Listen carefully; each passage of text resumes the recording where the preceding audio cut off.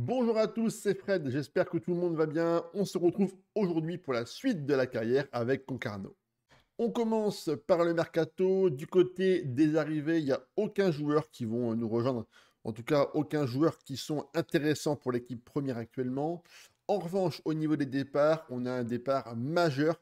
Notre central Thomas Hansen, notre joueur danois, arrivé pour 8 millions d'euros, a reçu une proposition irrefusable du côté de Madrid. Il est également fortement très intéressé pour rejoindre le club de la capitale espagnole. Il s'envole donc pour un nouveau challenge à hauteur de 40-45 millions d'euros, éventuellement avec bonus. On lui souhaite bon vent. La très bonne opération, c'est qu'on avait recruté en début de saison un remplaçant à lui, c'est Kitenge, notre joueur belge. Alors autant dire que dans l'effectif, il n'y aura pas de trou au niveau de la défense centrale. Nous nous étions arrêtés avec un championnat extrêmement serré avec Nice, qui clairement était devant nous à un point.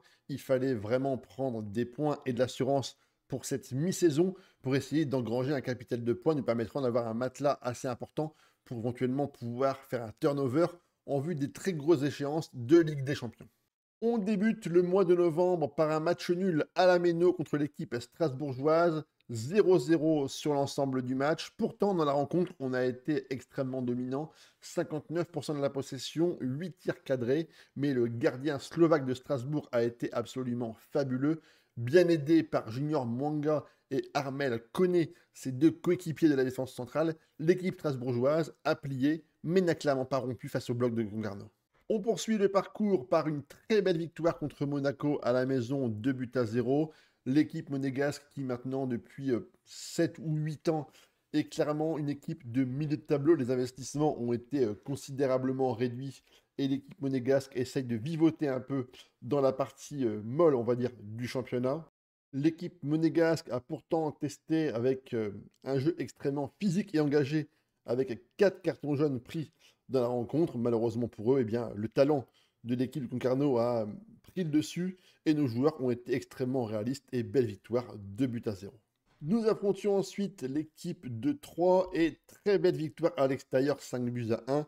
Les Troyens sont en position de relégable et essayent de sauver leur peau dans un championnat qui est extrêmement serré en bas de tableau. Malheureusement pour eux, Godwin Diallo, Raphaël Reis, François Romer, Nicolas Stojikovic et Jérémy Hansen eh bien, ont clairement sonné le glas dans la défense des joueurs du stade de l'Aube. Et très belle victoire, 5 buts à 1 et 3 points très précieux dans la course au titre. Carton plein contre les Verts, victoire devant nos spectateurs, 8 buts à 0.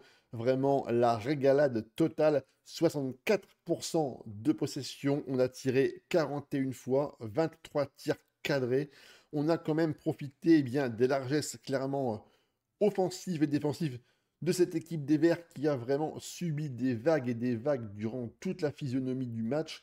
En tout cas, ça fait longtemps qu'on ne s'était pas imposé sur un tel score. Le meilleur joueur du match, c'est Richard Varela, notre latéral gauche argentin, qui fait 5 passes clés, 2 passes D, 2 buts pour lui, vraiment une prestation XXL de la part du latéral gauche. Contre Nice, maintenant, un de nos rivaux depuis maintenant 7 ou 8 saisons, les joueurs niçois, les Aiglons, ont livré pourtant une très très bonne prestation. La rencontre a été très équilibrée, 52% de possession pour eux, 48% pour nous. On a tiré le même nombre de tirs cadrés. Malheureusement pour eux, ils ont manqué de réalisme. Le partage des points n'aurait pas été déconnant. Jovan Zivkovic, toujours là pour marquer de très nombreux buts du côté niçois. En tout cas, ça nous fait du bien de prendre des points contre ce concurrent direct pour le titre. Ouf, on a vraiment eu très très chaud dans cette rencontre. Contre les voisins lorientais, victoire 3 buts à 1, but de Godwin Diallo dès la première minute de jeu, de quoi vraiment doucher les espoirs des joueurs merlus. François Romer et Raphaël Reis ont bien parachevé ce succès dans la première mi-temps. Ensuite, contre l'équipe du PSG, victoire 3 buts à 1. Très très belle victoire pour nous contre un concurrent vraiment très sérieux cette année. Les joueurs de chez Alonso sont vraiment déterminés, font une très très bonne partie de saison. En tout cas, pour le moment, on prend une très belle victoire, 3 points très importants. D'ailleurs, on va voir les buts tout de suite ensemble. On a vraiment un côté gauche très très fort. Cardozo qui va passer en retrait pour Fernandez qui va venir frapper le ballon sous la barre transversale. Ensuite, l'équipe parisienne va égaliser grâce à Ivan Ferguson, l'ancien ballon d'or qui est maintenant du côté du Paris Saint-Germain. C'est Vanderson qui va déborder, centrer fort à la terre et qui va venir tromper la vigilance de Lipojevic qui se trouve complètement sur la sortie. On va ensuite reprendre l'avantage sur le corner de Cardozo. C'est l'inévitable Loris Billy qui vient placer une très belle tête alors qu'il était tout seul et complètement démarqué. Et en fin de rencontre, sur un corner mal dégagé, c'est Bilic qui vient frapper et but de la tête de Fernandez sur cette frappe un petit peu très audacieuse quand même. En ce qui concerne le classement, nous avons 9 points d'avance sur Nice et 12 points sur le PSG. Les victoires récentes contre les deux équipes nous ont permis d'avoir un matelas très important de 9 points déjà à la mi-saison. On va donc pouvoir se permettre de faire tourner un petit peu l'effectif, faire rentrer des jeunes et essayer d'améliorer la fatigue de nos joueurs en laissant se reposer des cadres lors de matchs qui sont parfois un peu moins importants.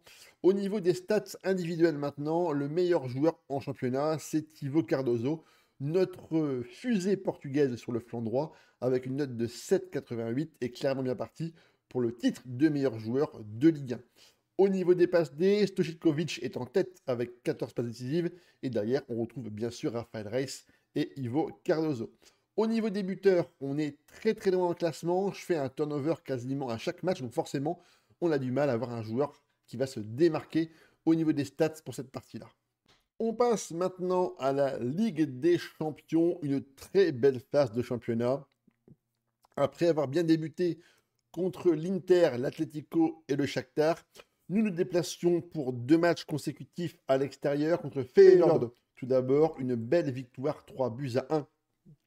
Pourtant, on a encaissé le premier but à la 12e minute de jeu, mais derrière, on a parfaitement bien réagi avec des buts de Godwin Diallo et bien sûr l'inévitable Stojiljković qui sait être présent dans les très très grandes rencontres. Ensuite, contre Naples maintenant, j'étais pas forcément serein avant de me déplacer en terre napolitaine.